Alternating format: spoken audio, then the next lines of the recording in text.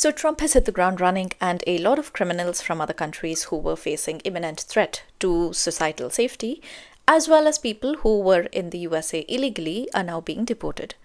Selena Gomez made a response video to it, which has now been taken down for obvious reasons, which we will get to see later.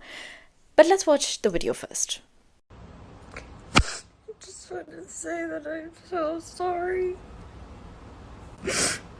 All my people are getting attacked. The children.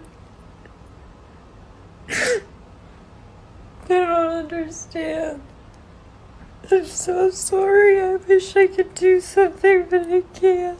I don't know what to do. I'll try everything, I promise. As usual, there is a lot to unpack in this video, and before we continue, please make sure that you have subscribed to my channel and you like and share the video, as well as press the notification icon, and don't forget to join in the conversation in the comments below.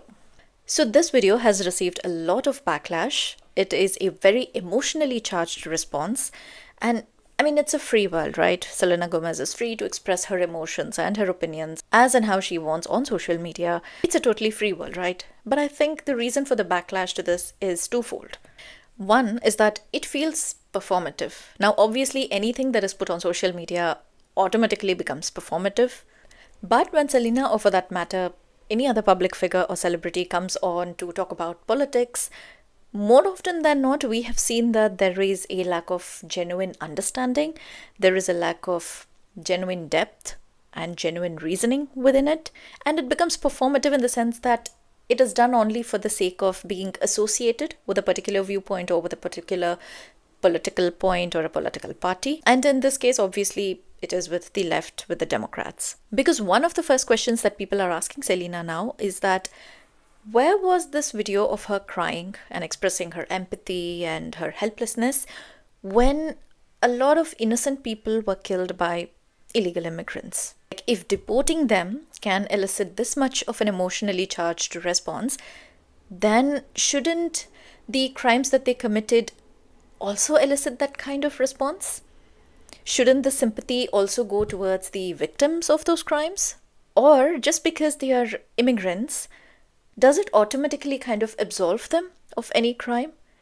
Like, usually when we talk about this narrative of immigration, not just in the USA, wherever, I do find this sense of like automatic assumption that anybody who is an immigrant is helpless and is being wronged despite of their own actions. So it is very valid that she's now being asked, what about the safety of the children and the women and the public in general?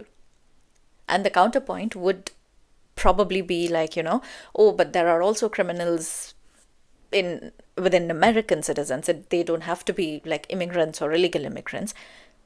Yes, obviously, it's human nature. There are criminals within every race and ethnicity. But the fact that you want to allow more number of crimes and more number of unnecessary deaths when you can actually avoid them, that does not make sense. And she has also conveniently left out the fact that it is not all Mexicans or all immigrants that are being now rounded up and being deported. It is mainly the ones who are a threat to public safety and also the ones who are illegal. Like, being in the country illegally, it is in itself a crime. Like, you don't have to commit any other crime to become a criminal. But it does make you question who exactly and what exactly is she referring to when she says my people? How are we supposed to define our loyalties? Just because somebody is of our own race or our own ethnicity or our own country of origin, do we have to automatically assume 100% unquestioned loyalty and support to them? Even if their actions are illegal or heinous and not worth justifying? So within this kind of dialogue, how exactly do you end up judging people? And as I asked, on what basis are these loyalties even formed? So yes, she has generalized the entire thing, in my opinion, and she has also mentioned the fact about being helpless about the children being sent away. And I think it was in one of the previous interviews where it was, I don't remember who it was.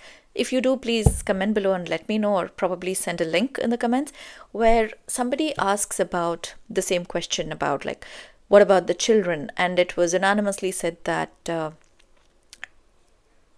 children will not be separated from their families. Children will be sent along with the families. But the fact of the matter is that when you look at it from the eyes of law, well, then if you have broken the law, then you will be deported, is what the current administration is saying. And also, this is not a very new thing done only under Trump's administration. Have a watch. If you plan to enter the U.S. illegally, your chances of getting caught and sent back just went up. The actions I'm taking are not only lawful, they're the kinds of actions taken by every single Republican president and every single Democratic president for the past half century.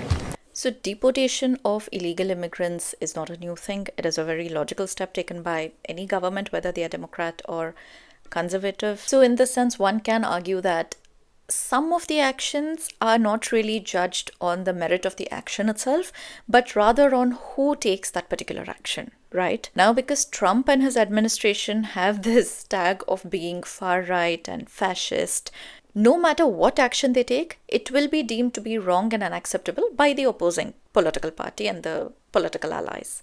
And this is exactly the problem when you misuse and overuse words like fascism and Nazism for like literally every single person who is even slightly onto the right or even thinking about going towards the right, because it makes it absolutely impossible to see reasoning and any sense of logic.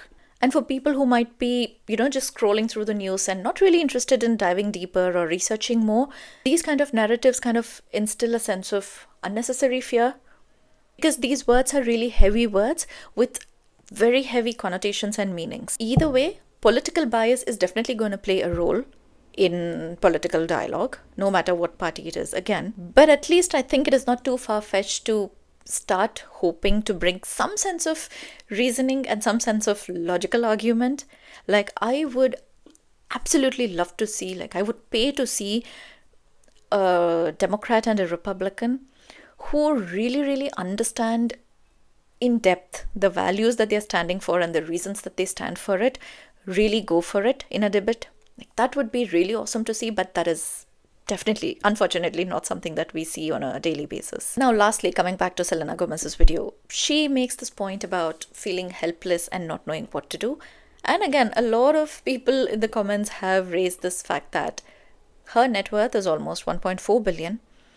It's not really difficult for her to, contribute to some funding or do something with that net worth that she has. And it's not just about the money, right? She's also influential. So she can tie up with an organization. She can start her own organization and do something if she feels that strongly about it. And that's the question that people are raising. If you are not ready to come up with a practical solution, then why are you coming and crying out on social media? It is a fair point, and to an extent, it also shows the privilege with which these celebrities and public figures come by. They're not aware of the day-to-day challenges that common people, day-to-day people face in their day-to-day lives, because they are not affected by it on a daily basis. They're not affected by the public health concerns, public safety concerns that a common citizen might be facing. They might be unaware of it, which is why all of their reactions to these kind of events and situations are emotionally charged, but they lack reasoning. And I feel we really need a balance of both emotion and logic. Otherwise, I think we are doomed. Only emotion without logic is, hopeless. And only logic without emotion is heartless. And I think in today's political situation, it would be great to see a balance of both. And as I said, it will be great to see a balance of both in both the sides of the political aisle, on a wider scale, that is. What I would say is that, again, people like her who have such wide public reach on social media platforms, they can really do with a bit more research and a bit more thought into what they put out. And I would love to hear what your thoughts are on this. Don't forget to join in the conversation in the comments below. I would love to hear from you. And until next time, take care.